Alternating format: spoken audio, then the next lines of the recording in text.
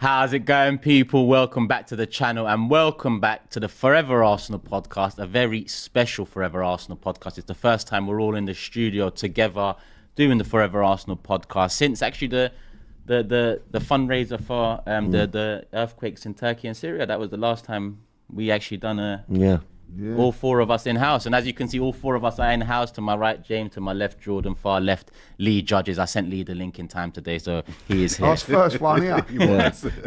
First one here. You didn't have to type it in. That's probably about right. I got all the way from Manchester, get home at 3 o'clock in the morning. You're all tucked up in bed. And then I get to here, I'm the first one here. No, fair play to you. Followed by Turkish, on my head. No, well done to you, Lee. That might be the future. That's a proper shift you've put in. I think we've got to change the intro because that intro's a bit outdated with my timing and whatnot. Oh, stop it. 1 week ago. 1 week ago. He was 25 minutes late. And he went, I was heading back. The guy was definitely asleep. No, I was drunk that day. I was drunk, but had his pyjamas on like that. It was a joke. Outdated. That's outrageous. But one hiccup in a year and a bit, and you're dragging me back into this. But listen, it's not about me today. It's not about Lates. It's not about the intro. It's about the Arsenal, and we've come from what was looked at as a very difficult week of football. 3 away games: Tottenham, Atalanta, and most recently Man City. We've come out of it pretty much unscathed, in a positive position. We're still in with a shout for, everything. Our hope and beliefs are still up there, especially mine. I actually turned around to all 3 of you and said, talk to me in a couple of weeks, because I thought the injuries would cost us. And here we are a couple of weeks later. And you're welcome to talk to me because I'm on the receiving end of it. But Lee, let's start with you as always. I know it's not the StreamYard version of it, but you was there, atmosphere. How was it? Was the belief there from the start that we could take something from the game? I honestly went up there yesterday thinking we weren't going to lose. I really did. After 10, 15 minutes, I thought we might. I thought we was going to lose heavily at one stage. They really put it on us, and Harland scored, and you think, come on, like really letting him go like that. As soon as he's through, you know it's a goal. You knew it was a goal, 1-0, and then we had to... I think that was the best part of the game for us, because that was the part where they could have run away against us, overrun us, and we dug in, saw out that storm, then equalised with a wonderful goal. Calafiori, unbelievable goal. What a performance from him, by the way, for his first sort of start for Arsenal. And then from that moment on, there was only one team in it. I thought we was going to... I turned around and I said, we'll win this 3 or 4. 3 or 4-1. I thought we was that good, I think losing Rodri didn't help them. Course, I think we took over from there. It was a momentum swing of that. It was a momentum, and then the controversy with the sending off. We'll get into that. But then I thought a second half masterclass from Arsenal. Saka going off was the right decision, because it meant that Martinelli, by the way, who played really well yesterday, pace wise, kept it on there. They all put in a shift. And then there was that, they're going to nick one. And then about a minute ago, I'm going, I think we've done it.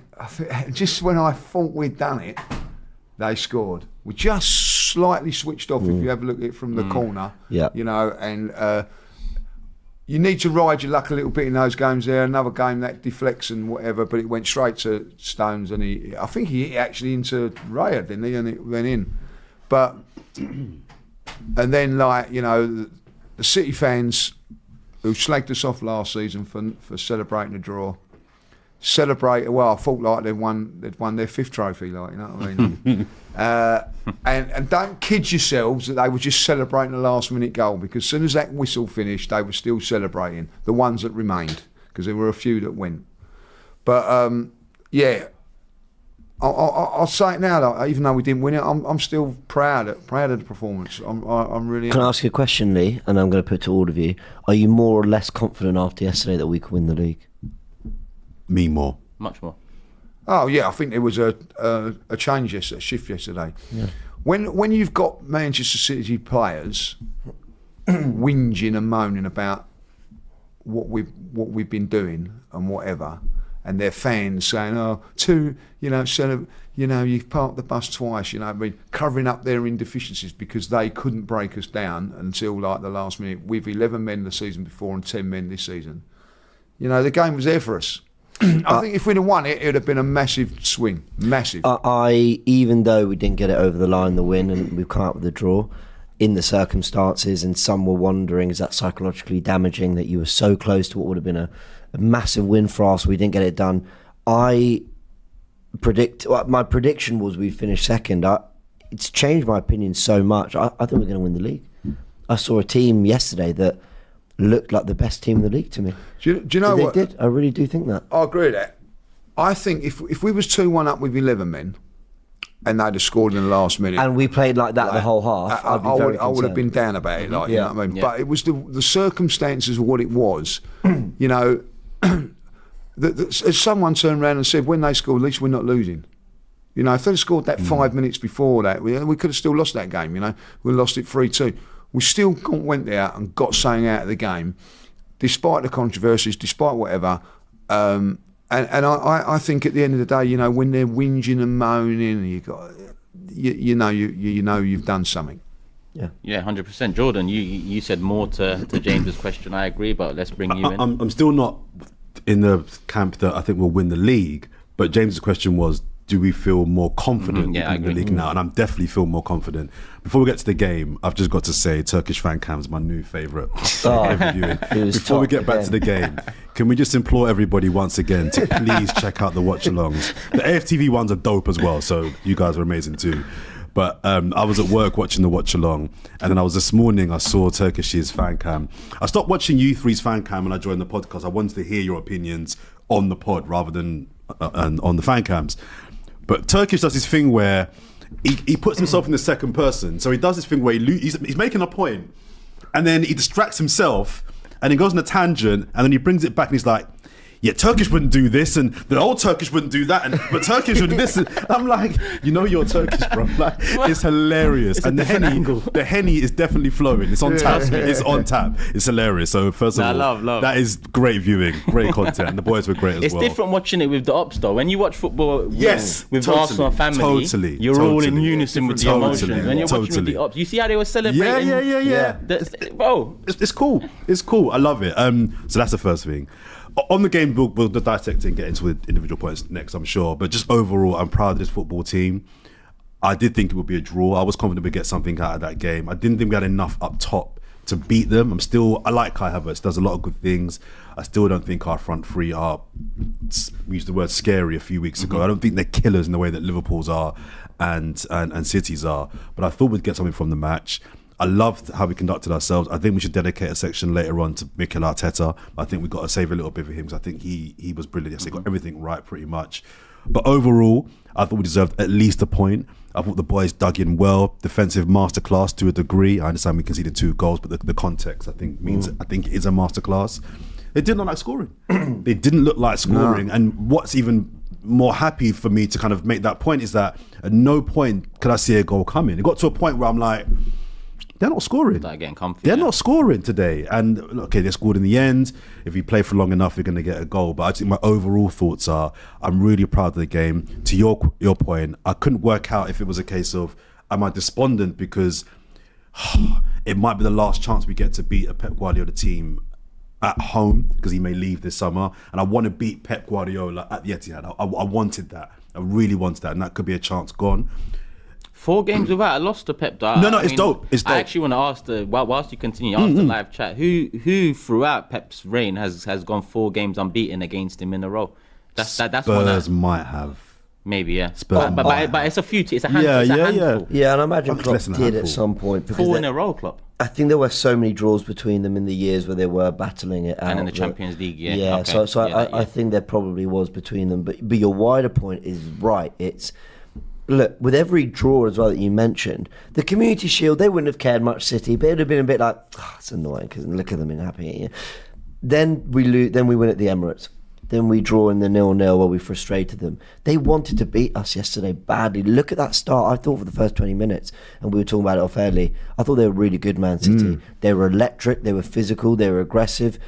And I actually think we tried to take the game to them more. I think we tried to go more man-for-man press. I think we tried to be a little bit more aggressive. And rather than go into our shell when we went 1-0 down, the Rodri injury is a momentum swinger. Not in the way that I think Arsenal sensed, Rodri's off the pitch, let's go for it. I think it was more that they were having attack after attack after attack. Then there's that break of play, and then there's let's gather ourselves. But then Arsenal got on the ball and played. And then I thought, actually, we came out the second half deservedly ahead. That we came out the second half looking the better side. Not just because we were sitting back and trying to frustrate them, but because we were actually playing our football. Thomas Partey, for him, was the best midfielder on the pitch on the day. And he was doing everything on and off the ball. He was the one who was setting the tempo and getting us playing a little bit, especially from minute 20 onwards.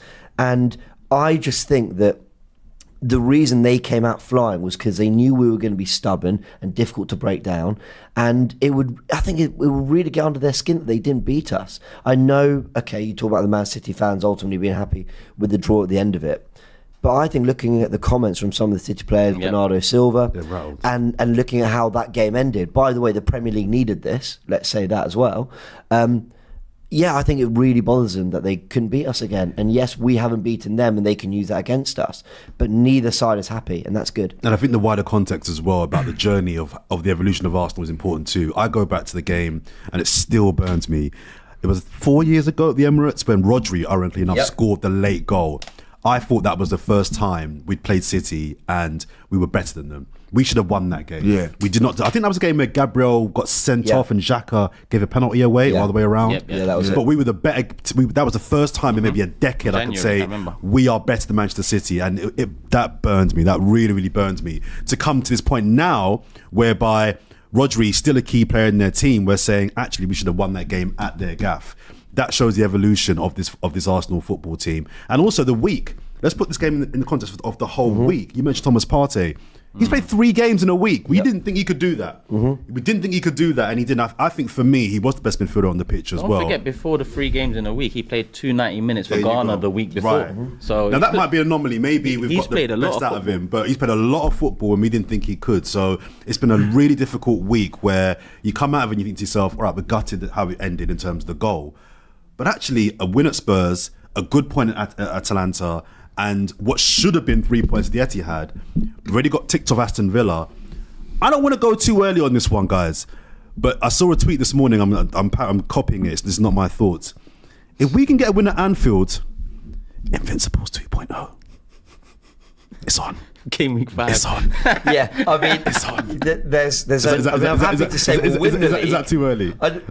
You just said you don't think we're winning. Yeah, it's on, isn't it? Come on, you just said we're not winning the league. The referees. You just said I don't think we're going to win the league, but we'll go the referees can beat us. City can also go invincible as well. do you know what? That was the thing yesterday. It was actually said, like, you know what I mean, like the chance that both teams could go invincible, like, you know what I mean, like there was talk about that yesterday. Because of that, we made sure they weren't going to do it. But I think that's a great point that's been made there. Who beats us? No, God, the Premier League has too much quality. There will be, and also, I'd be entertaining this chat if I felt we had bags and bags and bags of goals in us. If I felt that on a day where the defence had a bad day, our attack would bail us out, then maybe, like, but also we haven't won anything. No, but I'll take 1 league title. Yeah, I want it all. I want 4 trophies. I want unbeatable. I want everything. To be invincible twice. Do you know what I mean? You know they go back 4 in a row. Two invincibles. Oh my word! But I'll tell you what's a great point there, and the fact that we went to City yesterday. Forget about the second half. Toe to toe in the first half. We're the better team in this coming. Into half-time, That's with 3 away games, an extra day's rest that they had, and they had all of their 3 games at home. You know what I mean? And we've gone to Tottenham away, which was a difficult one. I think Atlanta, it was a difficult, the first time they've been in the Champions League. It was, I don't think people realise how hostile that atmosphere was. It was hostile, in a good way. It was fantastic. And then to go there, tired, travel home that night, then do one training session only, travel all like Manchester, get the job done. Big win. This result is going to age well. I'm so sorry. At the end of the season, if we've already got that Brighton result in terms of if we lose the league by a point, again, like I will look at other things, not 10-man Arsenal drew at City, because a deflected effort that fell to John Stones. I mean, what can you do about that? I'll look at other things, and there will be other things throughout the season. This ultimately is a result that is so frustrating. I wanted the win badly because we've given City fans just that extra little bit of ammunition. We've got 2 points less than I think we deserved. But this result will age well for me. I think the Arsenal players have to take so much out of it. They really, really do. Yeah, I mean, so many incidents in the game. I mean, where do we really begin? I mean, let's talk with the opener. Harland running through and goal. Kind of, for me, reminiscent of the Brighton goal. I mean, it's not often in the past 18 months we've seen the gap in midfield so big and the gap between Gabriel and Saliba so big. Again, I look at Gabriel in that moment. I also look at Partey, who got dragged. Obviously, Calafiori got spun, but against the winger like Savio, that can happen. And Saliba probably wasn't close enough to Gabriel, hence Harland going for it. And it was a great finish. I mean, just a toe poke into the near post. He done Raya. He makes it 1-0. What did you not make of that at that time? I mean, a lot of the talk was, including from me, that if Man City score first, it could be a long day.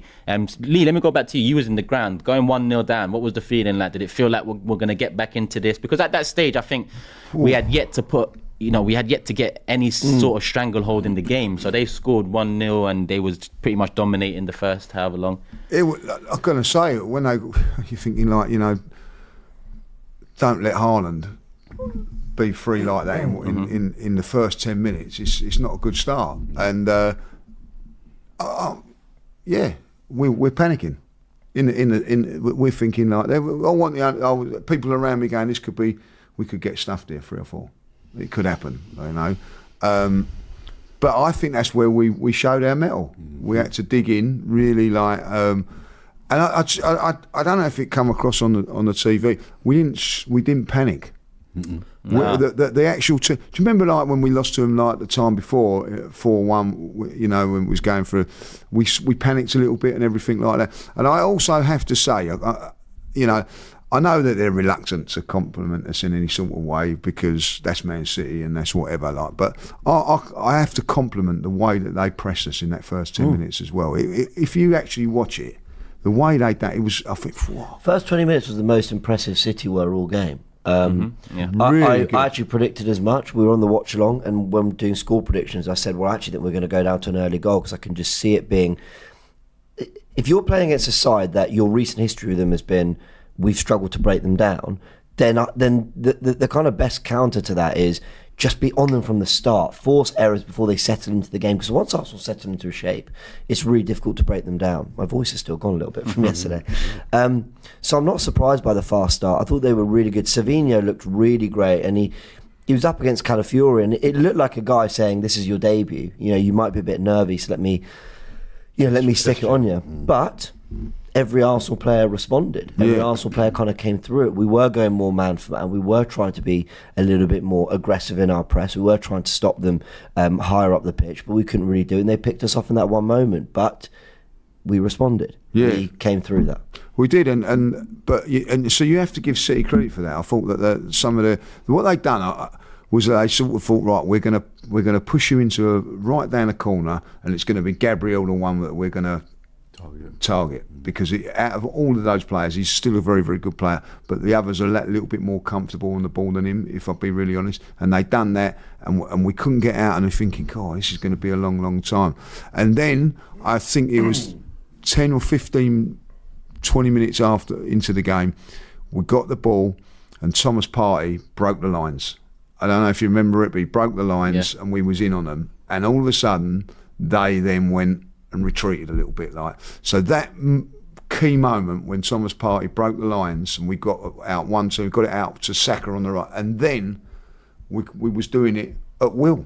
At will at times. We was getting it through, and so Thomas Partey became key because he was the one that done it in a tight area. There was a few times, I'll tell you, like, there is a few times that Arsenal take the risk when they have to play that ball, and he plays a triangle, and he's a bit dodgy, but then the one time that he turned out, they'd all gone in, and I think, do you remember we had this weird conversation on the last pod about too many right footers on the left side and almost players being a little bit uncomfortable in the certain areas they are.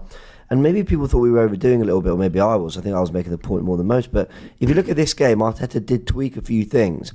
Now, Ben White apparently had a slight injury which kept him out. I think he'd have had no problem playing Timber on the right and Calafiori on the left, though. I think there was a balance in having a left footer, right footer that worked there. Maybe White would have played at right back, but the point is, I had no problem. I don't think Arteta would have had any problem with the back four and how it was. The other tweak he made was he made Trossard drift left, which he did in the Tottenham game, but he actually had Trossard left centre mid and Rice right central midfield. And I think the whole point of that was to get Rice's channel running to support Bukayo Saka, but then Trossard was playing in his more comfortable areas. And obviously we're going to talk about the red card, but I thought Trossard had a quietly very good first half, really neat in tight areas, and everything was, he was facing the areas he wanted to be. And I think we had better combinations for having the players, just their roles and the sides they were playing on slightly tweaked. Yeah. So I saw Trossard's role a bit different. I saw Trossard a lot of the time, it looked like it was a straight two. It looked like he was told to get up alongside Havertz quite a lot. And a lot of times, he went even beyond Havertz. But he was on the left side and Rice was on the right. For sure. Yeah. But at times, it looked like almost like a 4-4-2. Yeah, and I found that quite interesting. Because I was like, okay, Mikel Arteta is kind of going for it, rather than it just being a flat, right, Havertz, you're there, and everyone else is behind, bank up, and we'll try and break when we can. Your point earlier on about the tactics being different this time to the 0-0 last year are true as well. We looked like we were 15 yards further up the pitch. We weren't front-footing it, but we were definitely 15 yards further out. The game last year, we banked in. It was clear from the start of the game. We're here, we'll take a 0-0 draw, and it worked. We got it. This one, I think he thought, you know what? We've got to give them a threat. We won't get away with 2 0-0s in a row. You will get beat this time. We need to give them a punch, or at least a threat of a punch, but at least moving up and making the illusion that we can stick it on you there as well. And I think Trossard being quite high up, I think played into those tactics. But Calafiori coming in, you're right, James, give us the balance. Give us so much more balance in there, and I think that I think Calafiori coming in was a headache. I don't think it was ideal that he come in debut at the ETIHAD. No, it wasn't ideal. And people missed the point that this is the best or second best for the Ops out there, right back in the league. We're talking about that before the game pulls out with a knee injury. So forget Odegaard. We know how important he is. Ben White is important for this team, so people need to understand that him coming out of it, because Timber hasn't played right back for us before. But he has played right back, and this is why I think the Calafiori signing was so important. This is why when he made it, I got it. Everyone was like, "Oh, why are you, Defender FC? Why are you buying all these left backs and defenders?" It's for times like these. If Ben White was injured and couldn't start, you're putting Kivior at left back, and I actually like Kivior as a squad player. Calafiori was better than Kivior. He done well. So for me, these are the moments that for me vindicate. Calafiori is not a fullback.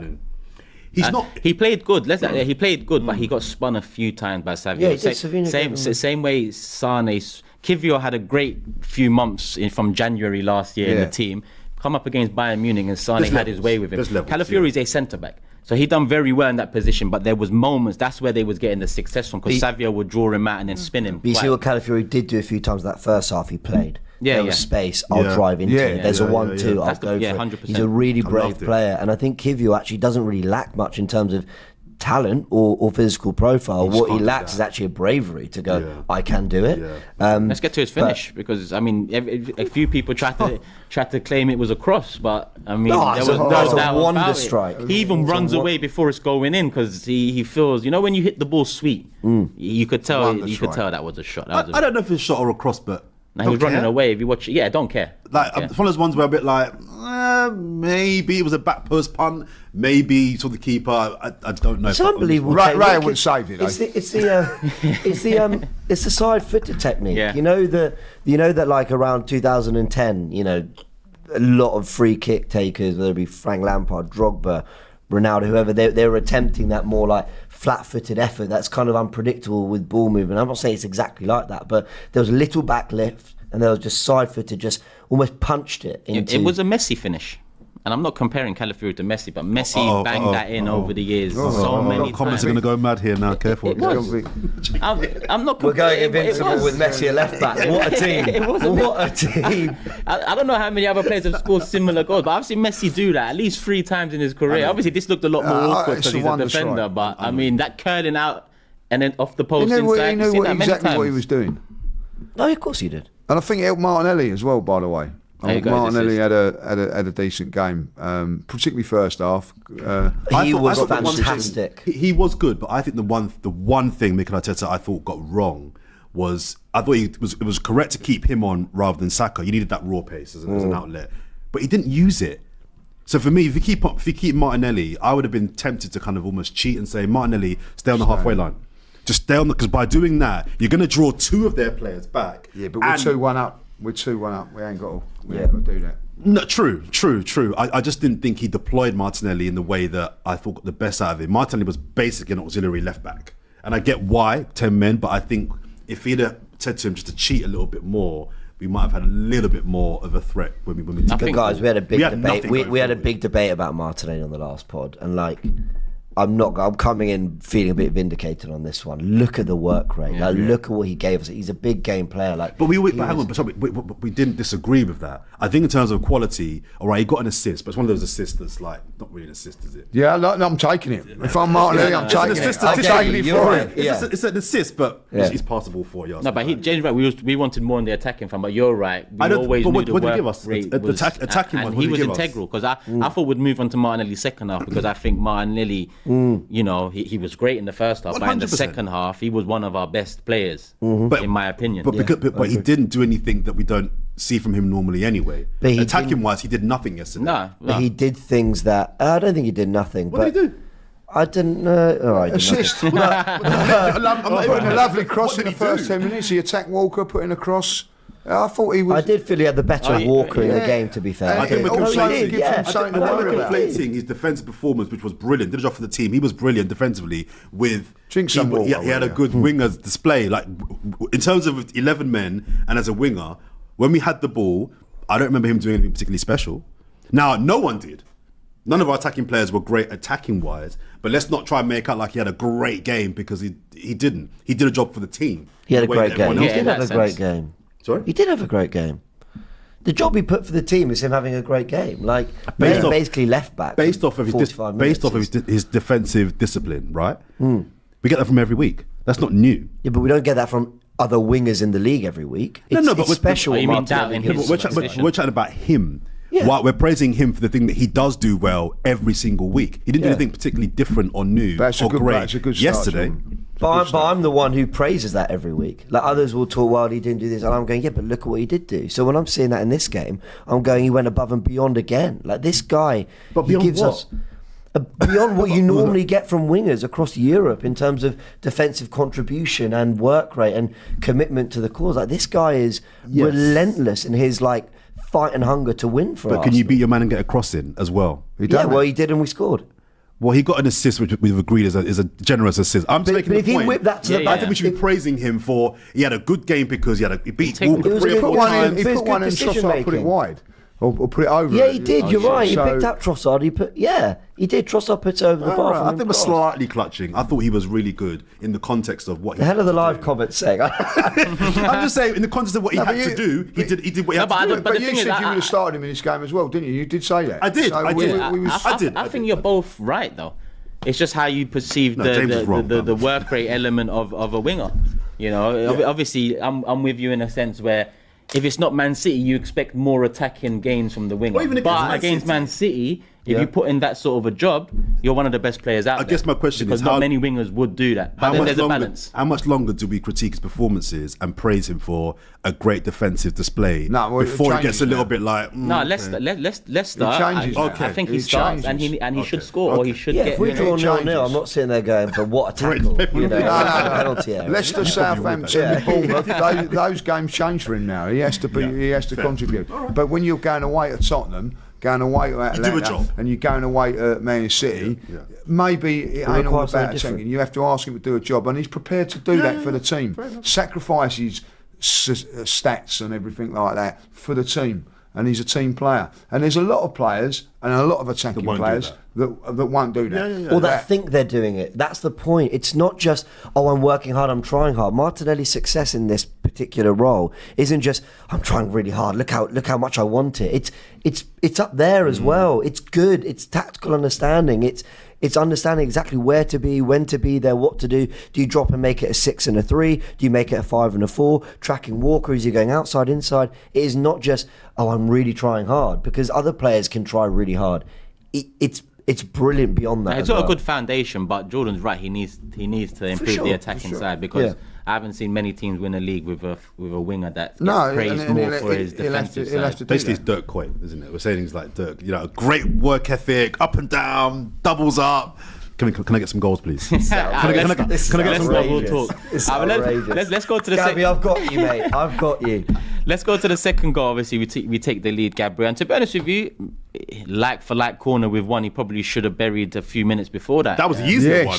Yeah, he got over it. It looked like all he had to do was head it down. Got there, didn't he? And he got missed there. it. Yeah, this time round, you see Kyle Walker tickling his side before the corner That's comes hilarious. in. What was he doing? What was he doing? Sometimes you try and be a... He's trying to distract him. See you next Tuesday, and he dipped him, so it didn't work. I loved it. Nah, I got to say, it looked very funny. It was hilarious. You know what I mean? Just see you later. And then Gabby went, what? Just moved out the way. Off I go. See you later, bosh. And what Arsenal did tremendously well from that set piece, on the first one, they had Harland, Akanji, all them at the near post, because Arsenal tend to run and attack that area, get congested around the goalkeeper, or at least look for a flick on. This time Saka recognised from that first corner, they're all there, I'm going over them. So Gabriel missed, but they didn't address it. All they did was go, Docky, you don't mark Gabriel, we'll put Walker on him. Gabby went, I'm bigger than all of you. Yeah, you should be putting Harland at the back post, basically, what you should be doing. And we crashed it in on them again, 2-1. I can't understand. I don't know what was going on, but there was quite a bit of a delay. And we're going, what's the delay for? And then they said, there's a possible foul. I got home and watched the goal. Where's the possible foul? I don't know. What was all that about? Because Bernardo Silva moaned about something again. I've no idea. It was, you know what I mean? It was a goal. Yeah, I think we talk about our set pieces because it's obviously a weapon, right? That teams are struggling to stop. I watched it a few times and think to myself, are we doing something particularly amazing that other teams are like just struggling to? I think all they're doing is, the tactic is cause chaos and disruption around the goalkeeper. So it's normally Ben White, it wasn't this time, but it's normally Ben White. Go in front of the goalkeeper, it's not a foul to be in front of the goalkeeper. What then happens is one of the opposition players then says, get out the way, and then all it's causing is disruption around the goalkeeper. I don't think there's any kind of tactical genius behind you go there, you go here, you do. I think it's just cause uncertainty around the goalkeeper. A good delivery. We've got the best header of the ball in the league, maybe. And even if you don't get it to Gabriel, you've got Saliba.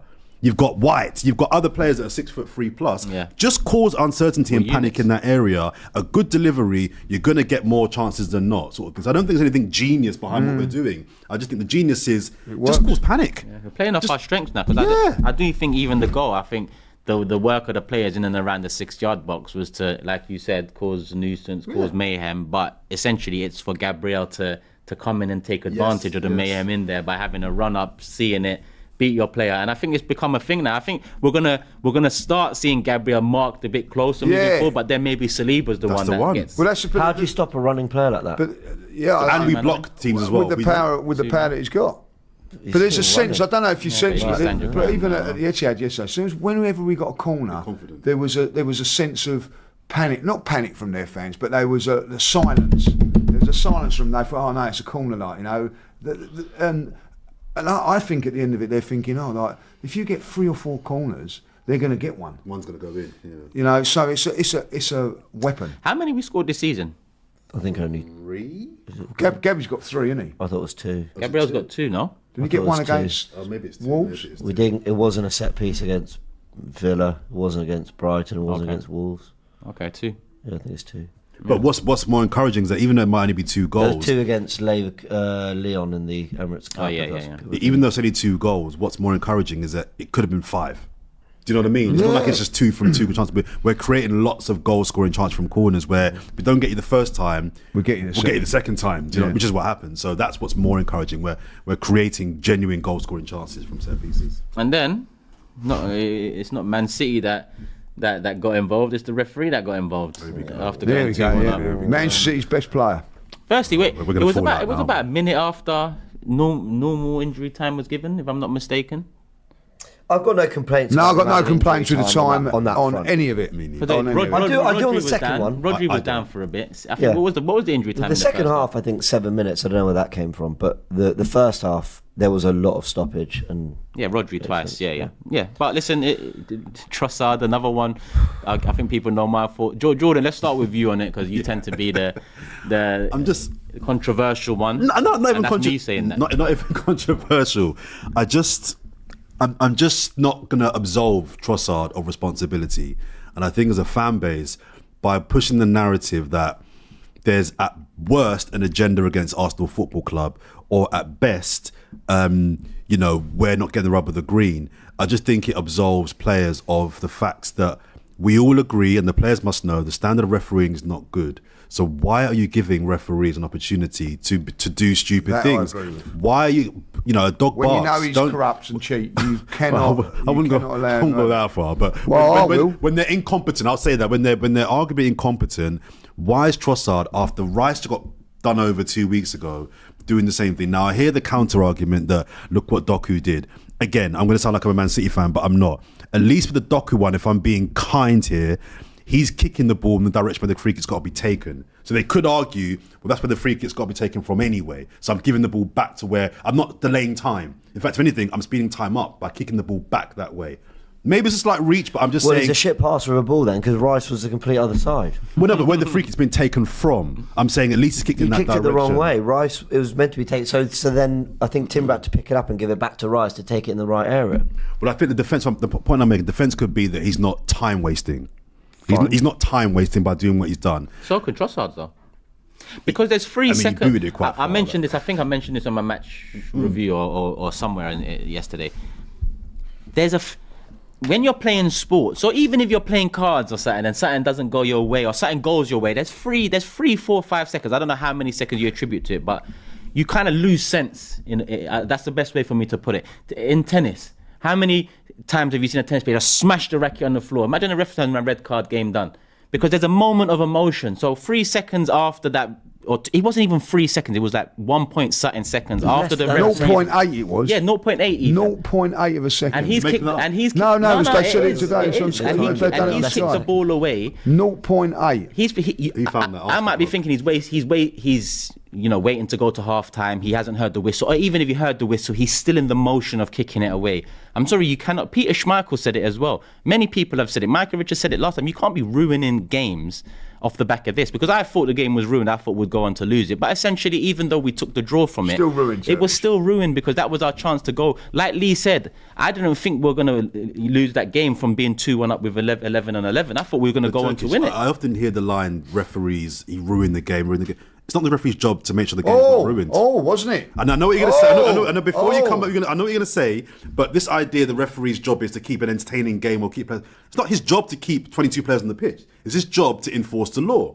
And if that means you get red card in the first minute or the 90th minute, then so be it. It's not the referee's job to not ruin the game. Nope. I'm not here as a referee to ensure this is a spectacle. That's you lot's job. Yeah, my job is to make sure that I enforce I don't want to use... Fine, apply that consistently then. I get that argument. Why is Alessandro Martinelli? This is the precedent that they set this weekend. You can grab a wrist in the penalty area, no penalty. That's the precedent they set this weekend. You can 2-foot lunge into a challenge and you won't get sent off. That's the precedent that they've set. What's the other one? Vicari, you can handle the ball outside the penalty area and VAR won't intervene and give a straight red. That is a precedent they've set.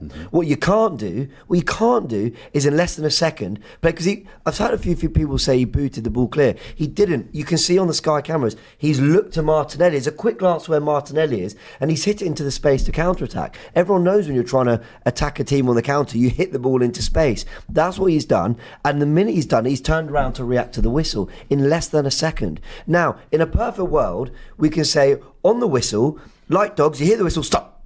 You hear the whistle, everyone stop. Just stop play. But they're human beings. Like, while Trossard's doing that, he's thinking about what Arteta's told him to do tactically. He's probably heard a shout from Martinelli. He's probably heard Bernardo Silva screaming because he's gone into the back of him. He's also heard the whistle at the same time. He's hearing all the different communication. All these things are going on. And we want to basically have referees going, yeah, we're sending you off for that. Yeah, we're going to give you a second yellow. We're going to send you off for that because... In the referee's opinion, he's 100% sure that Trossard could have done nothing in that situation. other than kick, other than stop and not kick the ball My problem, especially with this, and it's like, who complained about this for this rule to come in? Thank you. I agree with that. Whoever complained, I agree with that. they got to stop people stopping free kicks. No one's ever complained about it, but these mugs have decided to sit where they sit with this. Howard Webb is the main guy and decide, let's make a law around that. How about you fucking pause your watch if the guy kicks it away and then add the correct time on that? That's all you got to do. So Turkish, I'll go one step further. You're bang on. For me, the whole point of this rule of time wasting is because they want to stop time wasting. But they're adding on. We've seen in the last 3 seasons, they're making a big point now of adding on the time anyway. So to double down on this rule and go so stringent on it, for me is weird. It's like, well, if Trossard wants to kick, we got punished for time wasting in the second half anyway. So if you want to waste time by kicking the ball away, which we didn't do, Liverpool player. I'll just add it on. So I don't understand why this rule is such a big rule anyway, because you're adding the time on. So let Trossard kick the ball away. Let Rice kick the ball away. Just add it on. They set a stupid precedent this weekend. They want to be the star of the show. What was the Liverpool player that kicked the ball away last week? Szoboszlai. Yeah. Guess who the ref was? It wasn't Oliver. Apparently, yeah. Right. You see, when I say... And that was less than a second going like. That was like, he was on a booking. James is checking. 10. I don't think it was like... And Szoboszlai even done it and looked guilty to the ref knowing I've done it. And there was a more of a time delay. It's consistency. Right? And that's all I'm saying. You've got the Howard Webb last season when, let's be honest, Kolovich done the tackle against Odegaard. It's borderline red card. You could actually say it's a red card. Which one, sorry? Last season. Kovacic? Yeah, last season. Borderline. I've watched it back. It's one of the worst tackles I've ever seen. The first one's But his point is there's 2 yellows in there anyway. There's 2 yellows in there. That, you know what I mean? I'm gonna let you go. Yeah. 10 minutes later, he does it again. There's no. What's he come out, Howard Webb, and turn around and say, well, he didn't really want to spoil the game, right? So where's that consistency now? Now my issue with Oliver now is you go over to there, you take £20,000 off of the people that are owning Manchester City to do a referee charity game, right? And you make the decision like that. You make that decision there. It's not just Arsenal, by the way. It stinks. Right. It stinks. We go back to Alex was saying it earlier, the handball for Everton last season, like when he handballs, Rodri handballs it like no penalty. Who's the referee? Who's the referee? Okay. Oliver. Last minute penalty against Liverpool and Manchester City. That was Oliver as well. The kick to the chest. Kicks in the chest. That was Oliver. Who's the referee? So you cannot keep having these decisions with a referee. You cannot have him refereeing Manchester City games because the integrity of it has been done because he's took money from them. Now, I look at it and go, you can be correct. But that decision yesterday, when you have a look at it, Doku is standing, I thought, he ain't seen it. Oliver is 5 yards from him, right? He kicks the ball away, right? And he does not react. 0.8 of a second later, he reacts to that one against Trossard. Whether you think he's done it, and I'll give you that. And this is where I'm going to go in at Trossard, right? You know that he's dodgy. You know by the records that he's doing, when he's letting off Man City players here and there, and he's letting him off there, you know that this man's dodgy. I know that when I get on the stream at 9 o'clock, that Turkish is looking at me thinking I'm going to dock a point because I know he's dodgy. Right? So I make sure I'm on early. It's a fair point. It's a fair point. You know that the bloke's dodgy. I let the guy off last Don't give him. It's a fair point. Don't give him the opportunity. You know because Turkish you know he's going to do it. I don't attribute any blame to Trossard. In a way I don't. In a way, when I look at it today, you know they've put it on Sky today. How about referees stop being such losers? What are we talking about? But they hire losers. Do you know what? He had a choice. He had a choice. You know when they turn round, this is what really annoys me. That Howard Webb, I'd like an hour with him in a room. I tell you, like, you know what I mean. I'd have an. He turned round and said he should be sacked. He never had a choice. They're crap. Chris Cap never had a choice. He had to send Declan Rice. He never. Oliver yesterday had a choice. He's blown the whistle. You know Howard Webb. Sorry, it might be him. Someone said this. You know, after the Kovacic one last year, it was him. But the quote, I think Howard Webb said it. He said Oliver didn't want to ruin the game. Yeah, he said that. It's on yesterday. It's the on laws TV. of the land or whatever the fuck. But he didn't do it today. Letter of the law. All of that shit. Yeah, they pick and choose when it matters. Pick and choose. Go on, James. Go on. Well, I wanted to bring this to another. You know, when we talk about referees, people often talk about whether Arsenal refereed differently. Like, basically, they're assuming some sort of agenda against Arsenal, that whatever. And I never really entertained that side of the conversation. I never, ever really wanted to delve into, referees, they have something in for us and they're trying to sort of referee us differently.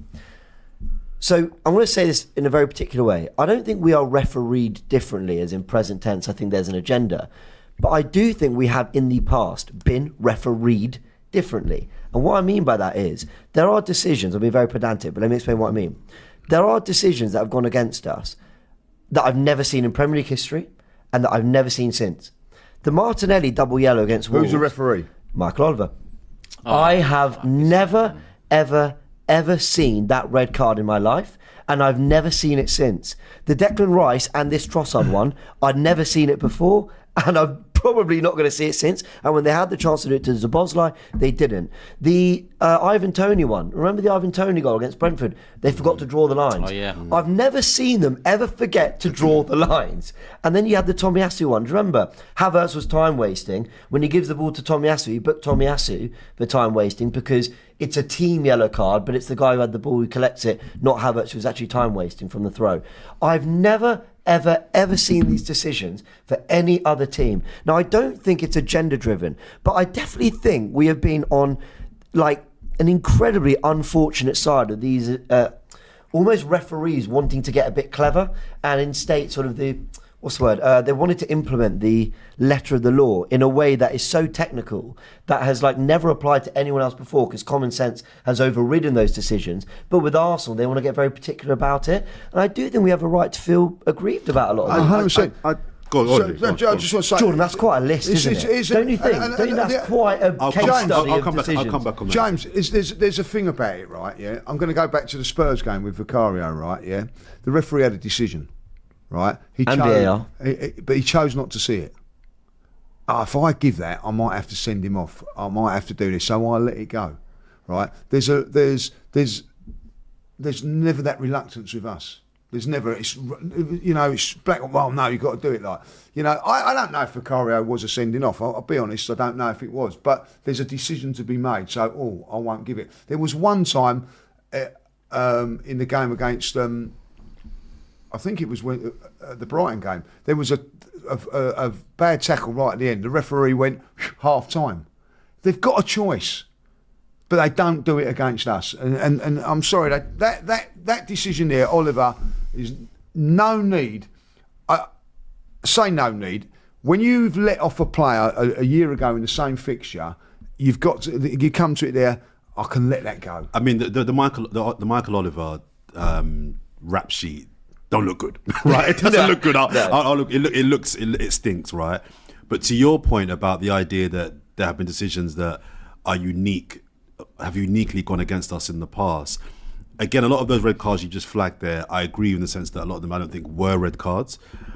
But if I had the time, and I haven't got the time, and I ain't got the time to do it, if I spent the next 2 months, say, looking at random 4-5 Premier League clubs and decisions going against them, I could find decisions that go against those clubs that are shockers as well. Probably. So the idea that Arsenal are uniquely refereed different, we kind of are. We're kind of saying that against Arsenal. We've had some unique decisions. I've never seen the Martinelli one before. It never happened before. I haven't seen it since. Okay, Liverpool Spurs last season. Yeah, Liverpool have had a fair few. Wolves have had a few. Come on. It doesn't make James wrong. It just means that that's what I'm saying. Point, that's what my point wasn't. That there's an agenda against us, because Wolves and the Liverpool one, Wolves in particular, have had some shockers. My point was that we've had some incredibly unique ones that I genuinely haven't seen other clubs be. But that plays more to, for me, incompetence rather than an Arsenal thing. I agree with you. Yeah, but the narrative is, and it makes us. I'm just saying we're right to feel aggrieved about some of the decisions because we haven't. I totally agree. To others, Dalot had a ridiculous one. Do you remember when Dalot was booked twice in a row against Liverpool for? Do you remember he protested once and then he protested again? He got 2 yellows for each protest. Like that was a really uniquely. So again, yeah. But bringing it back to this particular incident, whilst I think Trossard may feel a bit aggrieved, he did foul the player on a yellow. So he could have potentially been sent off for the Was foul. it a foul? That wasn't it. It was a soft. it a foul? I mean, he leaned When you're into on the him. yellow, you don't He want leaned into him. Yeah, I mean, it's maybe At not. first, I It's thought again, no. it's but, again yeah. another. It's Silver making a mill out of it. I don't think it was a foul. I'm just making the point that I think at some Get on point your weights, man. we have to take responsibility a little bit. Our track record under Mikel Arteta before this season with red cards was really, really good. We've had 2 already this season. So we need to look at I'm just not really here for this crying. We could have won that game despite apparent agenda against our team. How about we just win the game? Do you know what though? And I get what you're saying. Just win the game. There's just time not here for. for the I'll tell you tears. where there was a booking, right? What about 49? No, sorry, that's when I asked Jordan side. No, I agree. So how comes Scandal. though? A scandal. How come you agree to that? I'm not saying we haven't been the victim of scandalous decisions. What I'm saying is, first of all, that's not unique to us, and second of all, get on with it. Jordan, we just got to get on with it. I just want to make this clear. That's exactly where I am. That we've been on the end of some scandalous decisions, but I don't think we could have won the game agenda despite the agenda. I'm You know not what I worried mean? about those scandalous decisions. I remember they showed a Spurs game against Man United when what was the goalkeeper threw the ball in the back of the net in the last seconds and all that. It was like well over the line. Carroll in goal. Oh yeah. Oh, do you remember that? Mendes. They showed you like it was like it was the last kick of the game. It's a goal. We've all had them. I'm looking at it now. I'm looking at the corruption of this referee. There's too much on it now. For it. There's a booking yesterday. It's a Stonewall booking, and as a player, you know exactly what he's doing, right? Harland on Saliba, right? He knew that he had an opportunity to smash him, to try and intimidate him, whatever, like, you know what I mean? Does it? Not the referee did not even have a word with him about it. Didn't even have a word with him about it, like, you know. I then see Havertz having his shirt completely pulled off at one stage. I don't know if you see that, like, you know what I mean? Nothing. You know what I mean? There was an elbow on Havertz. Nothing. You know, Arsenal do something. He's over there having a little chat and all that, like, you know. When you make all these decisions, it's not just Arsenal, by the way, with this Manchester City, with Manchester City. There's other things on it. Ake had a header, and the defender's standing right in front of the goal. Goalkeeper. Goal allowed. Who's refereeing? Do I have to say who it is? Was it? It stinks. Yeah. It stinks. We can't deny it stinks. Oh, well, the Fulham one when they were like blatantly offside and in the way of the. I can't remember what game it was. Ake scores. It's on. It's Oliver again. There's too much. Now, if you're squeaky clean and everything like that, what do you not do if you've paid them this much? You do not put him on these games. Now, I'll show you. One of my mates messaged me on the way back from Italy. We've got Oliver. Like I said, oh no, he's gone. You know he's going to do us. He does it every time to us. I said, no. I'll show you it. Like, and it was on Thursday, and his course on Sunday. He's gone. I told you so, haven't I? It's there. Do not give him the opportunity to do it to us no more, because he is corrupt. There's no way. There's no way he's not, because at the end of the day, you're putting. They're 2-1 down and struggling. I don't think I subscribe to that, by the way. Really? Well, why he's accepted? I'm I think not it read up stinks. on it enough. I'm not. I can't The rap sheet stinks. I mean, you've listed a lot of things that Oliver's got massively wrong, so it doesn't look good for him. So don't have him. But I won't go as far as to say that he's. So corrupt. don't have him against win Man City games. Don't have him. Shall I tell you what he is though? A smug twat. Can you agree there? Oh no, I agree with that. I'm all in with that. And I'm tired of these smug twats getting away with it. We all. He shouldn't be getting away. It's got to be pulled up now. No, because that is the fact. That is a fact. I hate it. And then he'll smile, and then he'll give a little smirk, or when someone comes to him half time or full time to have a little word, it's like, you know, don't talk to me. No one questions them. They're professional. The refereeing is worse now than it was 15 years ago, 10 years ago. They're professionals now. They got VAR now. How can they be worse? Yeah. And then there's no accountability. They're smug with it. They can take what they want. Go take the 20. And again, I'm not saying this is a victim Arsenal. The victims is football. Football is the victim here. We all got together for Super League and whatnot. Essentially, this is a battle we're all going to have to get together for, because they are ruining the game. I'm not here saying Arsenal are the victims. I'm here saying the game is the victim, because the game isn't what the game was. And then when you have opposition fans, it is a red, it's letters of the law. You are playing into that too, because you're going to receive it. I'm not saying you're not going to receive and it's only Arsenal to receive. What I'm saying is these smug dickheads are in charge of the laws and the rules, and then on the pitch for 90 minutes, week in, week out. and then they go home. No one can talk to them. No one can question them. Dare a manager do that, you'll be fined and suspended 6 months. Bring back the Canio, because I keep on saying this recently. Bring him back. We need someone to do something to one of these refs one day. Do you know what, you are right, and I felt cheated like yesterday for my money and everything like that, because I was up there watching a fantastic game of football. Fantastic game of football, atmosphere brilliant, and then it's changed. You know what I mean? I felt short-changed yesterday for a game because I didn't enjoy it. We were in for a classic. I mean, look, moving game. On from the, should they be looking after the game and giving us the best value, or whatever. We were in for a classic. I think City would have come out flying. Yeah. I think we'd have tried to hit 3-2, 4-3 or something. I think it was going to be a great game. And off the back of that point as well, one thing I am enjoying is that this feels like a rivalry now.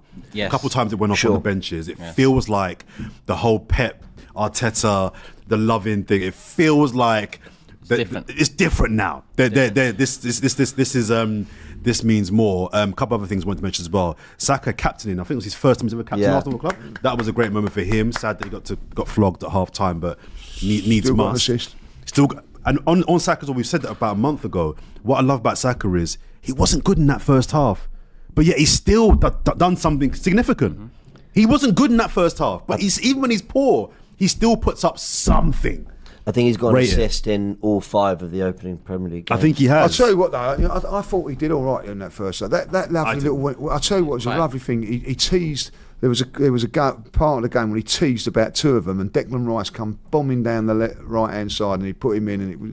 I think sometimes you have to give him a little bit more. You're not very nice to wingers, you. No, I love Saka, that's my guy, but let's just call it what it is. He didn't do anything in the first half. Was it the right choice to take him off at half time? Yes. I agree. It surprised me, but I thought Arteta got everything Havertz right. was the outlet, Martinelli too, and the work. And it gives him a break. I also think, which was a little bit, I don't buy into this Ben White thing getting injured. I think he just went for 2, little balance off the left and.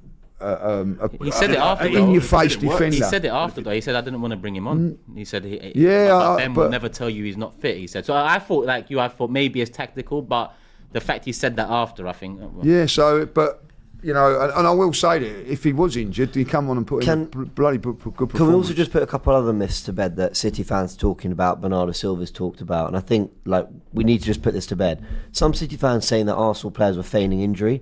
Timber, who went down, Martinelli, who went down, and Calafiori, who went down, all came off. Yeah. They all came off. They weren't feigning injury. They were exhausted. They had to come off to the point where we're bringing on a 17-year-old debutant. By the way, hey, what the fuck was Rodri doing after 3 seconds then? Right. So this was point 2. We wanted to bust the myths. He said that they were targeting Rodri. People have said that we targeted Rodri. The injury. Nothing to do with an Arsenal player. It just happened. It's unfortunate. We don't know the extent of the injury, but that's got nothing to do with an Arsenal player. At kickoff, he runs into Havertz. Havertz went, get out of my way. Yeah. Havertz just threw a little, get out of my way. Firmed up. He didn't even throw anything. He just firmed up. Rodri, you're right, because Rodri tried to block him. There's no targeting of Rodri. He was comfy all game. So that's a load of nonsense. Second thing, and Rodri's a dickhead for that as well, because you're only you're trying to get under the skin 2 seconds in. Hold that. Yeah. Second thing was that they were saying that we were time wasting the whole second half. Opta actually came out and unveiled apparently that it's the most a ball's been in play for a half of football in the whole Premier League campaign. Just tells you though when you've got Man City this great wonderful team trying to get a player sent off after 10 seconds. I thought that was a good thing from us. I thought it was brilliant. Why are you doing that? Why are you looking to do that? Are you fearing us? Yeah. It was a good thing. The old school thing, Sunday League. Go out and put one on them in the first 10 seconds. I like that. Harland was happy to batter into some people. The thing is that the shithousery that we did in the game, there was a little bit of it. Great. I'm going to be more of it, Joel. Well, me too. I'm going to be a bit of a hypocrite here because I'm going to say I want to see more of it as well. Ben White did it where he kicked the ball against McGinn. Was it McGinn in the Villa game? And something happened in the Brighton game as well. It might have been Ben White as well. Those sort of things I'm here for. Don't try and bully us. We're not the Arsenal of Koscielny days. This is. We used to get criticised for being bullied. But every week. Do it until you don't get sent off. Because if Ben White gets a red card for that thing, I'm cussing him. I'm going. Sure. So I like the. We'll stick it on you. We'll leave one on you. We'll do something a bit naughty.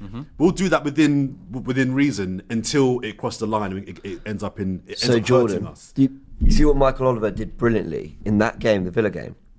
McGinn blasts it into Saliba, White blasts it into McGinn, and he's just gone, all right, it's gone too far, calm down, settle down, and let's get on with it. We wouldn't do that against Man City. Who was out there complaining, by the letter of the law, though, they both should have been sent off. That's dangerous play.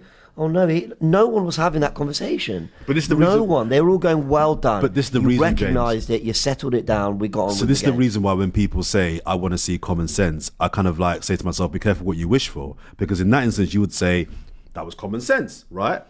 There are people in the world, James, that have tattoos on their eyes, on their eyeballs. There are some people that have dogs that spend grands on dressing their dogs up in Burberry's clothes. Where's this going? What's common sense for one person is very different for another person. 100%. So be very, very careful about asking for common sense, because sense is not often common in the world right now. So this is why I say stick to the right. So stick to the. So this is why I lean towards stick to the rules, even if they're draconian. At least with the rules, we all know where we stand. There's no ambiguity. The issue of consistency, I get, is a big problem. But when people say I just want common sense, I'm like, be careful. Be very careful. I get that. It's a good point. I want to be very careful with that one. And listen, Oliver, like yesterday, I don't know if you see it, like when they're all bundling, like, he's just standing there watching. You know what I mean? Like, didn't get involved with it.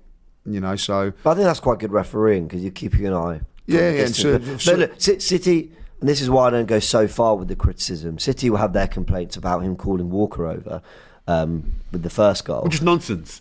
It's nonsense. What, the City complaint? Yeah. I think Walker had plenty of time to get back. You can see him taking his time, chatting to people. It's our free kick. It's not referee's job to let you get back in position. Sure, I do understand the argument that if I'm called over and then it's like play, no. But the free kick is ours, so the advantage goes to us. So the referee hasn't got to let you, as the offender. No, I'll give you a minute to get back into position. You ready? You ready? No. So hold on. There's two things. I think Walker had plenty of time, so I'm not giving him the excuse. But in principle, I think if the referee's called you over, he should allow you the time to go back to where you were. Not for me. He doesn't have to.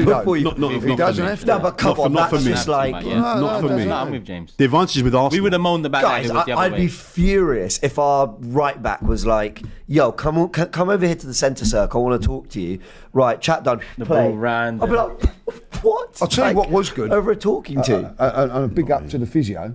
When he ran on the pitch. When he ran on the pitch, because Raya didn't kick the ball out, did he? And they was down. That was down to 9 men, and he's come running on like bonus. I am off.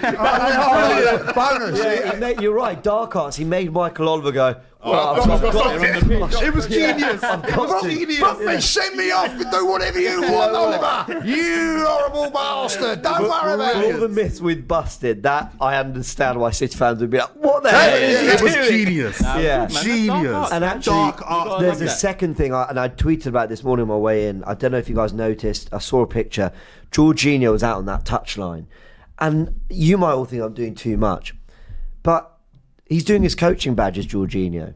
They are so intent on making sure managers don't leave the technical area. I wonder how much there's a back and forth between Arteta and Jorginho, which is like, listen, it's not a job role, but I need you as close to that back four as possible. Like Wenger used to do with Mikel. Did he? Wenger I did hear about that this guy will be a... Little things like that I absolutely love. And then, like I said, Lewis Skelly getting booked before his debut. What happened there? We love to see it. Well done. Squaring up to We'll all Harland. pay the fine, we don't mind. I'll chip in. And by the way, what do you get booked for? I don't know, protesting like dissent or something. Yeah, confrontate. And by the way, is that a record? Arsenal fans, if Arsenal fans are rattled by Erling Harland saying to him, you know, who are you? I love that. Like Harland for me is always on the right side of this kind of stuff as well. It's a rivalry. I love this. Anybody slightly concerned that he came on before Sterling? No, Jesus and Lewis Skelly were the changes. Yeah, they were. I think. Yeah. Well, we listen. We've kind of moved into the second half already, and just mentioned Raya and that dark heart moment. But I think we need to talk a little bit more about Raya. Not that we haven't done the last, but actually, this kind of goes into man of the match conversations now, because Raya made a couple good saves, early on in that second half. That if City did get the goal early on, it could have been a very different outcome.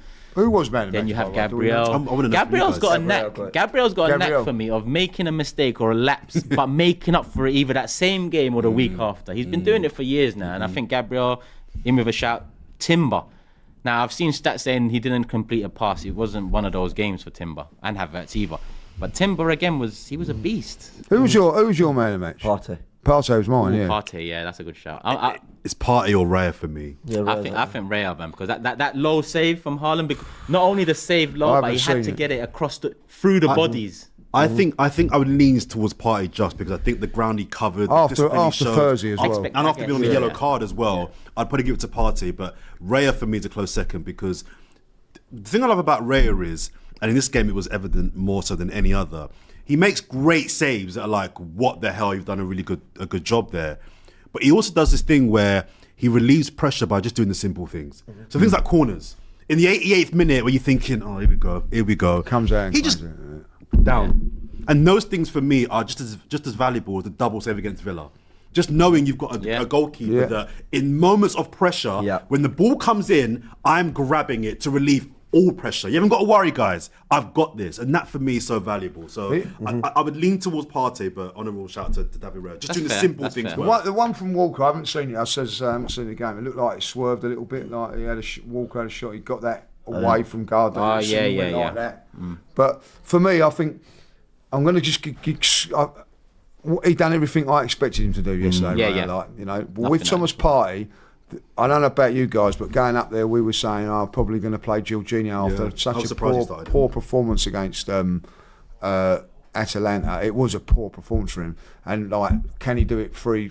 But again, you've got to give Arteta credit. He went with him, made the decision, and I thought he was outstanding. He was our best midfielder. He was. Yeah, I think he was, and I think that he started things off. I think he was the best midfielder. I think he's the best midfielder. I think he was. Yeah. He started it off with that, as I said earlier on, with that changing of the press. He beat the press a few times, and then I thought his dogging defending and his physicality and fitness and all that were really, really good. Dogging defending. Yeah, easy. No, that's a shout. You know what? I'll leave the party as well, just to keep Can't beat a bit of dogging. Keep in agreement. On that note, there's how many? Can you be a bit of dogging? I don't know. I'm talking football. I don't know what anybody else is talking about. If you didn't know what the Whisper It Loudly podcast is about, go over, subscribe now. That's Jordan. Dogging in abundance. And Whisper It Loudly. The clue's in the name. Got to do the dirty work. Do the dirty work. Get stuck in. Get stuck in. Do the dirty work. We've got 5.5k in the building. Hit the like button, people. Let's get to 2,000 likes, because if you want to see us together in studio, live, in person more, then I think you've got to make it happen, people. Make it happen. Show the love. Let's get to 2,000. I'm not even going to check how many likes we're on. I'm going to check towards the end. Anything else on the game? How many likes are they on? What's the target?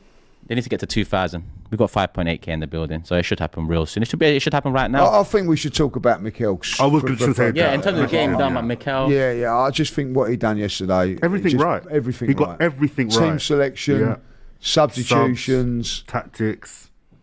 And I actually think he kept his cool largely on the touchline. I think there could have been plenty to send him. You could see he was visibly reacting to certain things, but he wasn't. I think he exuded a trust in his team to go get it done anyway. And also his press conference afterwards. I love the way he's not. I love the way he's not answering. Well, he's just giving it the no. I don't want to comment. I love that, because if he comments, they use it against him. So he's deciding not to comment. But I love that, because he's basically saying, you know what I think. I'm not going to give you the satisfaction of more headlines and more outbursts. And he's been doing that really well recently. I even love the comment about, you've been getting sort of players around the goalkeeper. Do you remember we talked about it last week with the Vicario moment? Is it a tactic to get players around the goalkeeper? No. Cross, header, we want to score. And I love that. And then you're trying to, He's not playing good cross and header. And he's getting really good at mastering the media in that way. And I think it kind of points to, I use the word often, evolution of Mikel Arteta. Not only what he's doing on the pitch, but as a manager off the pitch as well, he's learning. The thing I love about him the most is he learns. He makes a mistake, he does something wrong. The following year, he doesn't do it anymore. He learns. And every decision he made yesterday was the correct one. Starting Partey, I had doubts, worked out. Calafiori, first start for Arsenal, scores a big goal. Tick. Tactics once we're down to 10 men, got them until the last minute, last second. It worked. The right subs at the right time. He deserves a massive shout out for me because this is him. Because 5-6 years ago, we all know we were going to ETIHAD and getting beat 5-6-0. Yeah. We all knew we couldn't score a goal at the ETIHAD. Now we're kind of pissed. You said on your thing yesterday, Turkish, like the last couple of years you've been backing him, and I was nodding my head at because I was the same. There was a time when I wasn't. I've always backed him. I just want to say yeah, you've done well there. It's the one thing I've got right. It's the one thing I've got right. I had a lapse for about a year. I don't get much right. I've got that one right. I had a year for about. No, but it's painful.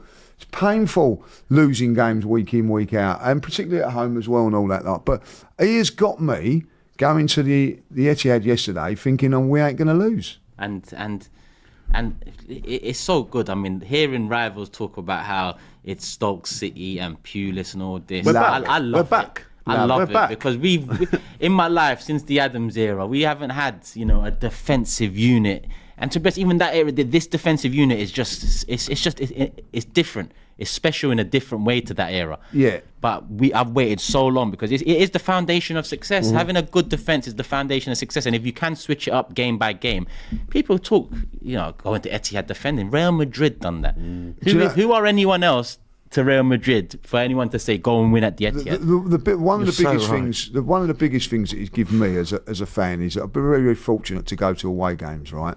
But I feel appreciated going to those away games now by the players and fans, the players and that, because there were times when the players just walk off. Under Wenger, they did. There was 2 or 3. And I used to moan about that and go. I used to go. They should go. And people used to go. What you get? What you get the ump about it for? Because I see other teams doing it. What I see now was every single player, whether they'd come off injured with cramp or whatever, walk over to that side of the thing in the pouring rain. Management, coaches, physio, he was there as well. My main man, and appreciating it, lauding the fans. You know what I mean? And I felt appreciated. I feel appreciated. Well, I think we're in this interesting new era of. I think there's a point where not long ago, the reason fan channels got popular was there was a disconnect between clubs and fans. We're now in this world where we could be edging towards it being closer than ever. I mean, fans' opinions are there for all to see. They're so easily accessible, whether it be on Twitter, on TikTok, on YouTube, whatever it is. The club will know and be more in tune with what fans are thinking than ever before. You've got now players who seem to appreciate the social media side of things, the talking to the fan side of things, the coming over and appreciating the fan side of things. But then I'll throw in another element. I don't ever remember growing up and knowing the Arsenal staff. You guys might, maybe I was too young to appreciate side of things. I did, like Gary Lewin. The obvious. Fine, but I mean, I know the set piece coach. I knew the head physio, the goalkeeping coach, Carlos Cuesta, Iñaki Caña, and their history. And we know also the roles that they're playing. Well, it does feel like there's more of a everyone that makes up Arsenal Football Club. There is more just knowledge of who everyone is pulling their weight in all this. Yeah. I think it's nice and I think it's important. It's like even the goalkeeping staff, the fitness people, they come over and clap to the fans and all that. There is a general bond. Head of security, all of them. We genuinely Sandra, the tea lady, she was there as well. I heard as well. She was giving it the whole. I'm deadly serious. We know the head of security. We know who that is. And the coach driver gives you a bit.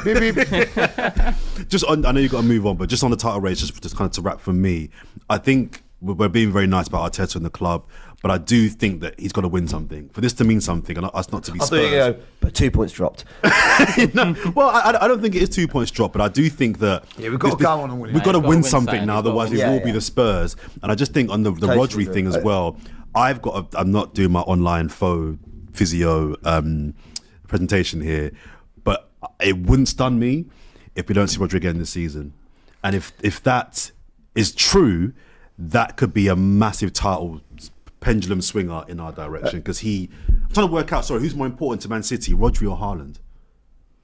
it's Harland because you don't replace goals like that. Probably but Rodri for me. He done nothing yesterday. He done nothing Rodri really, for me. Harland, but he scored. Yeah. You know what I mean? It's true. I think It's a Rodri is difficult the one. hub. I think it's He's the Rodri. hub. You know, And when you look at engine. the defence, not the same unit they was before. I think. Yes, Rodri's importance was has that come his first start yesterday? Yeah. In the Premier League. Yeah. I mean, Rodri's a joke of a midfielder. Like, he's so good. And what they don't have, which weirdly we do, is like a list of number sixes to turn to.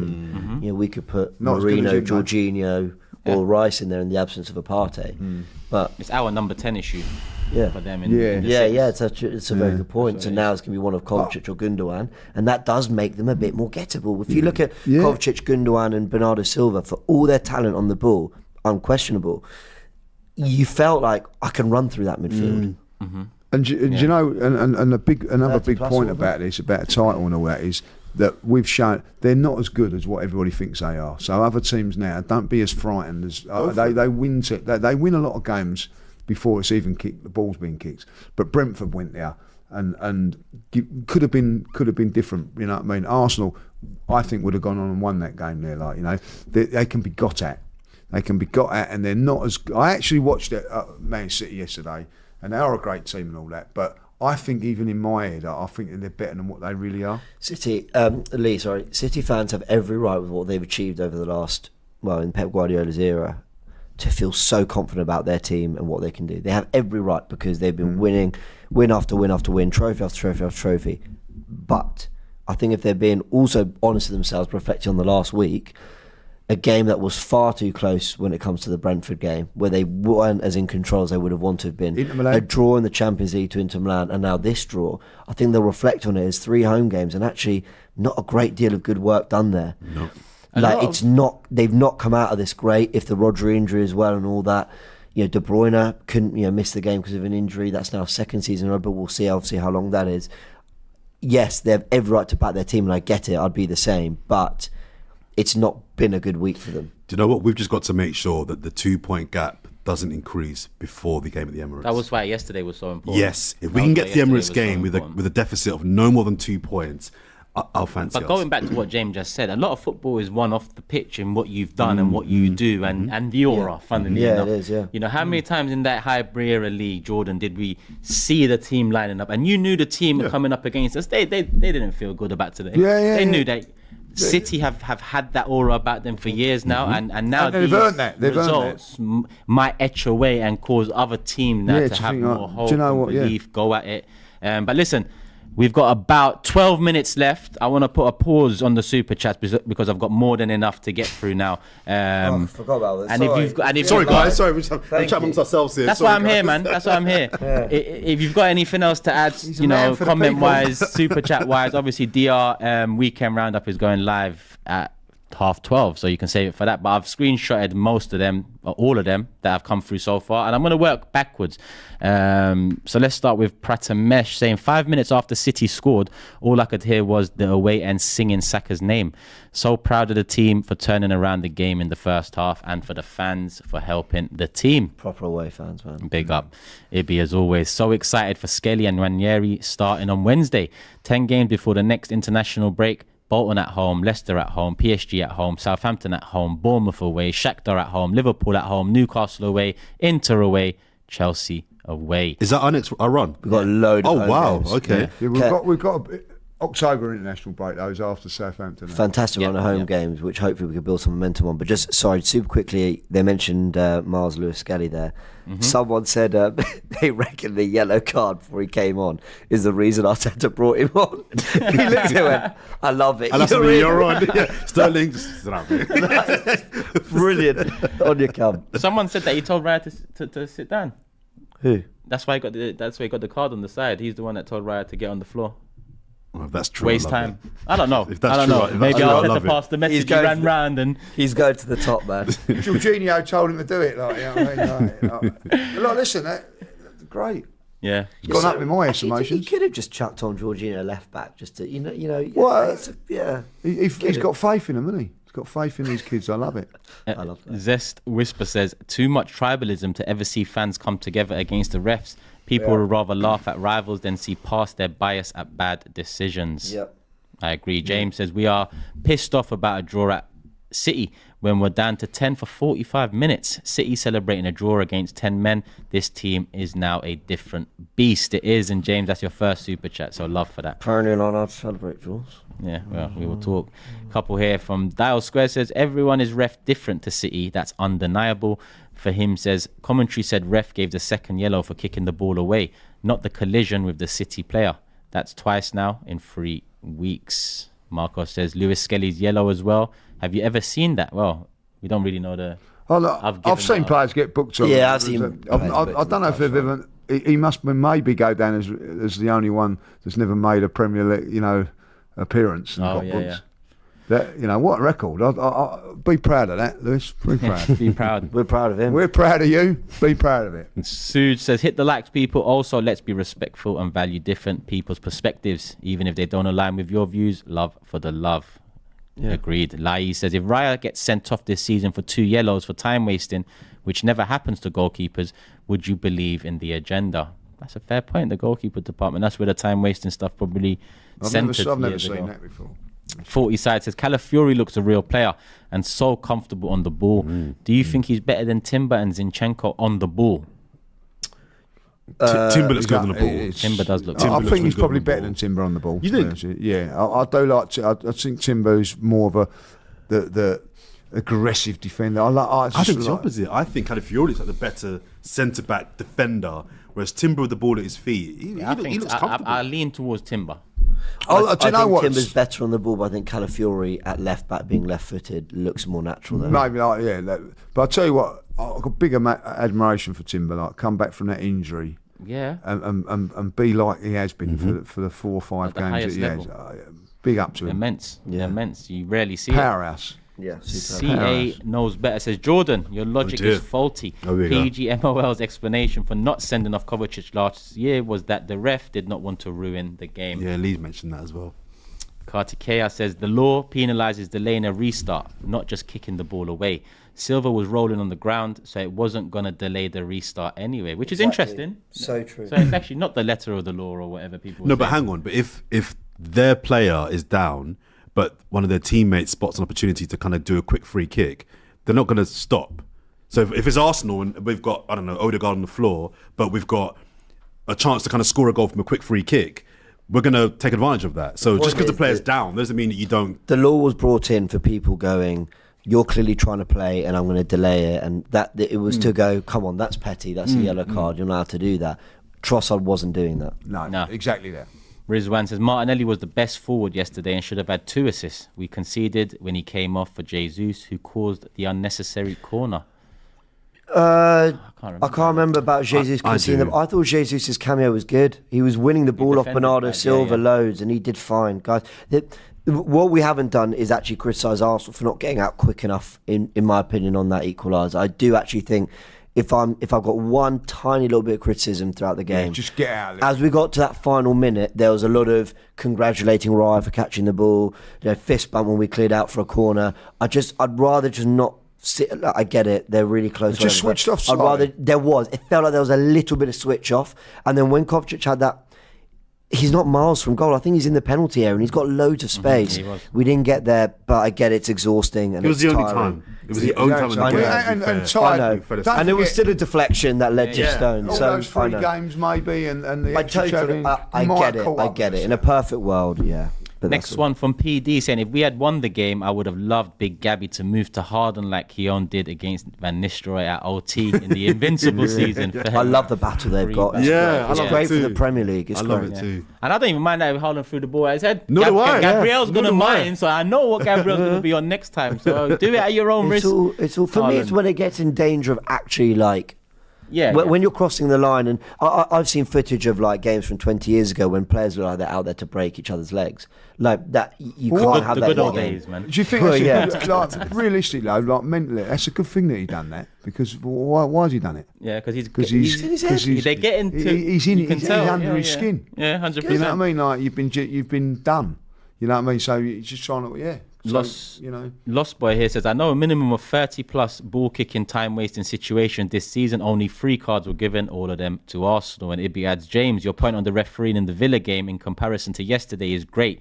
McGinn White in brackets, Turkish keep it in mind for the Big Six later? I'll get that from James. By the way, 10 p.m. Big Six tonight. Don't miss that one. It's going to be a lot. Don't miss it. It's going to be a lot. Goona AO says, Skullduggery better be cooking on something good. Yeah, sort it out, mate. morning Gooners. I don't know why I do, but does anyone else get the O2 squad feeling from this current squad? No, I wasn't following Arsenal back then. In terms of unit and resilience, yes, but in terms of attacking prowess, no. What was it? O2 you said? Yeah. I mean, you could argue this team defensively is better. O2 was probably a better team than 04. Oh yeah, because you had Adams in it.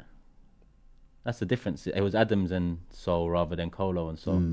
For anyone who I am loving every minute of this ride with Arsenal because I've never known a better Arsenal team.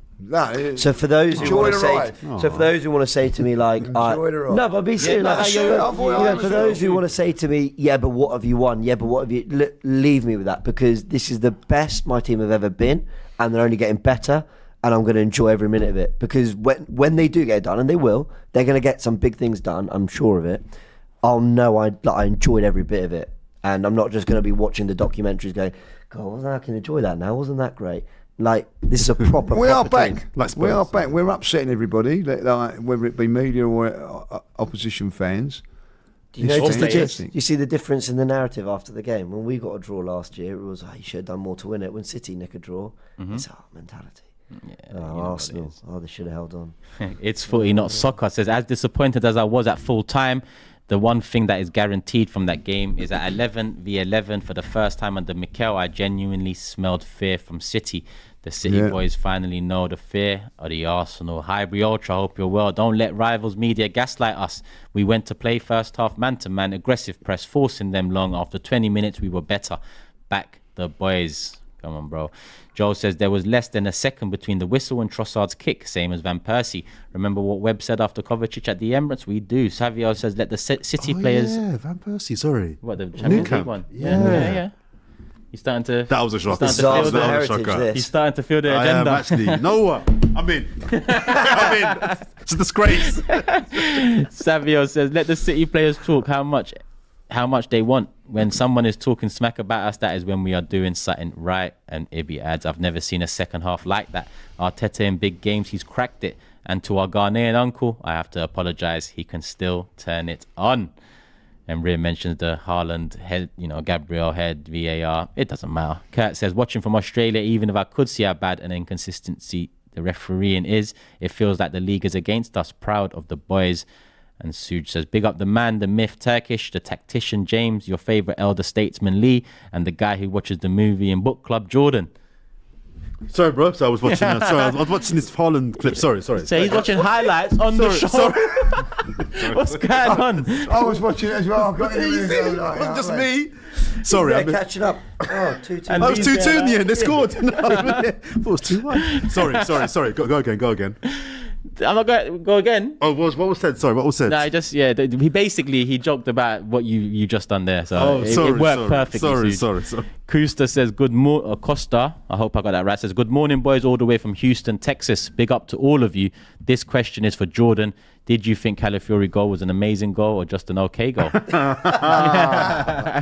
No, it's a great try. I got a couple more here. Ryan says, gutted we didn't get the 3 points. Incredibly proud of the boys. Don't let Oliver anywhere near this game again. And Nelly said Oliver should never be near Arsenal again. Did you get this one from Abdullah that came in? No. Anyone see the clip of Harland telling Arteta to stay humble? The amount of disrespect we're getting from City needs to be applied to the Premier League title. Jesus has a go at Harland. It's real, they've always been friendly. But City respect us now. Gunners in Africa, they were shitting themselves on our corners. I remember Peter Crouch once saying on his podcast, which is very funny, that he finds it funny that football fans, like whenever they win a corner, the stands go nuts because there's a feeling of we can put the ball into box and maybe score, but then the percentage of corners, it's minimal. But Arsenal have literally turned that into a moment of excitement. Okay, we might do something here. We thought that inevitable with a corner. It's mad. Listen, people. We've traded out the comments of the day section today for the super chat just as well, section. Apologies. He was looking for Time is limited. Oh, you lot are lucky. Oh, that's You lot are lucky. You know what I'm saying? Also, And you compared me to Michael Oliver. Imagine I was. You'd be red carded right now. I'll be out of here. also, Lee got done dirty on the thumbnail of the comments. Oh, yeah. I've got to bring Again. you up on that. You. Me? Then when I turned around and said it was you, who? I did do the thumbnail, but it wasn't the thumbnail's fault. It was Ryan's camera. It was so Ryan. HD that it was going through the skin, everything. He actually, he said, he come he said that Turkish has done you big time. I was in a rush as well. I had to make it in. It was all He mad. couldn't wait to come running and go, Turkish done you big time. Well, Ryan's a snake. Rascal Ryan. Ryan's a snake. Rascal Ryan. We still have got predictions to make, but before we make those predictions, let's get the league table up production. Obviously, I predicted a City win, so I didn't get no points. Everyone else went with draws, no 2-2, so everyone else gets a point. That leaves James at the top of the table with 8 points. Lee and Jordan are joint second with 7 apiece, and I'm still on 2. No correct scores. Oh no! Really, like you should be on 0. You've had points deducted. Yeah, Production, can you get my stars up as well? Ah, I think you don't need to know how many stars I got on the badge, right? There'd be 2 stars, yeah. How many you got? No. There's 2 between the rest of you. Catch up, you lot. Catch up. Flexing history, man. Oh my god! you're doing the Man City, aren't you? Like, bring you back, Is yours gold? Is yours gold? Mine's Get with the gold. times. Jordan is back. yeah. Jordan is back, and you're rattled. Let's round up with a prediction. Not much conversation. We expect rotated side. The super chat earlier said Lewis. Looking forward to it. Lewis This Skelly 11 will be fascinating. and Nwaneri hopefully starting the game, as well as some others. Hopefully, Maldini Kakuri has been on the bench for a little while now, so we'll see what he's about. Do we go strong?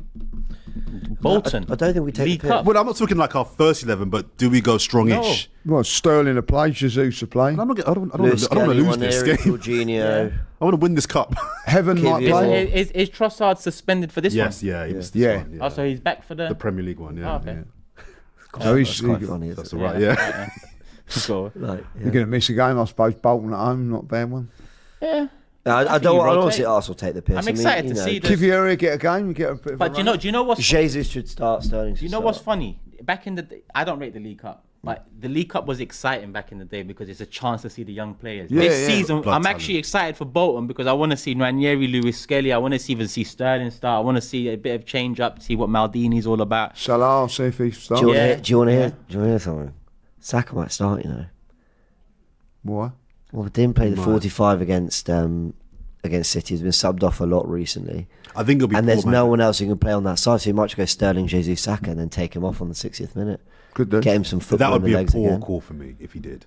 Waneri, It would be, man. I missed Jorginho, that. and Rice Yeah. could play as well because he didn't play. Let's have a fresh Saka for the weekend, man. Yeah. But also, we're talking numbers here. I mean, there's not maybe Salah-Dean plays. It could be Partey and Jorginho. Smith Rowe and Nelson ain't doing too bad at that, but let's not get into that. Good to see as well. Yeah, but a couple goals apiece this I'm season. following Fulham now. I've got a real soft spot for Fulham. Is that your second team now? I watched. They had the choice to watch the Spurs game or Fulham. I watched Fulham. And when Reece scored, I loved it. Iwobi's there as well, isn't he? yeah. Forever Fulham, Lee Judges TV people. And I've got to say, Leno, like Iwobi's there. As you right Leno. say, Three of them, innit? Smith Rowe, and keeper. as well. Oh, Leno, yeah. Leno. there we go. That's mad. Go on, Fulham. Big up Fulham. Taking our dead weight. Keep it Well, up. didn't they kill us last year? They're literally the reason we didn't win the title. Yeah. Oh, yeah. Scrap that. Yeah, fuck Fulham. On that note, on that note, James, kick us off. Predictions: Arsenal at home to Bolton this Wednesday night. 3-1. 3-1 I could Arsenal. see us being a bit sloppy and conceding a silly goal. 3-1 Jordan. 3-0. 3-0. I nearly went 3-0. I don't think we'll be able to get that. I think. I don't know. 2-0. 2-0. 4-0. 4-0. Someone's getting it right this time. Yeah, someone's one of getting us it Let's four hope is it's getting it me. right. Otherwise, I'm out I of time. I mean, let's not hope it's you. I was say this now. going to go 3-0. I just did lead judges. Said I'll say this now. I will You're going to be honest as well. Yeah, and I will be honest. I will be. Yeah, keep it going. They are. I didn't want to say that, Sorry. but they are pricks. I'll be furious if we get knocked out of the cup. Don't would I? That's what I'm saying. We go strong. Absolutely furious. I'm not saying we go like starting 11 Premier League strong. No, I want to win this. I don't want to. You'll see total James head loss if we go No out the cup. excuses. There's no excuses. Lewis Skelly, Jorginho midfield. Sterling starts in the front three. And you're in front of Skelly and Jorginho. Who's our back four then? Well, hopefully Kivior. Zinni's back. What's wrong with Heaven Zinchenko? to play. Heaven. I think he'll go stronger than we think. Zinchenko, what's wrong with him? Calf. Hopefully he's back. We could do with him just slotting in there. We'll see anyway. We'll see what the lineup is. Obviously, AFTV will be covering it right here. As I mentioned, weekend roundup starts in 25 minutes, so we are going to wrap it up here. Apologies if I missed your super chat. And just like we do online, he interrupts. Quick one, just to shout out the founder of AFTV. Another shout out. Well, no. Robbie will be on Whisper It Loudly podcast tomorrow. So all Robbie, the guy that runs AFTV, that guy. I don't know. He will be on my podcast tomorrow. Make sure you say, what time is it?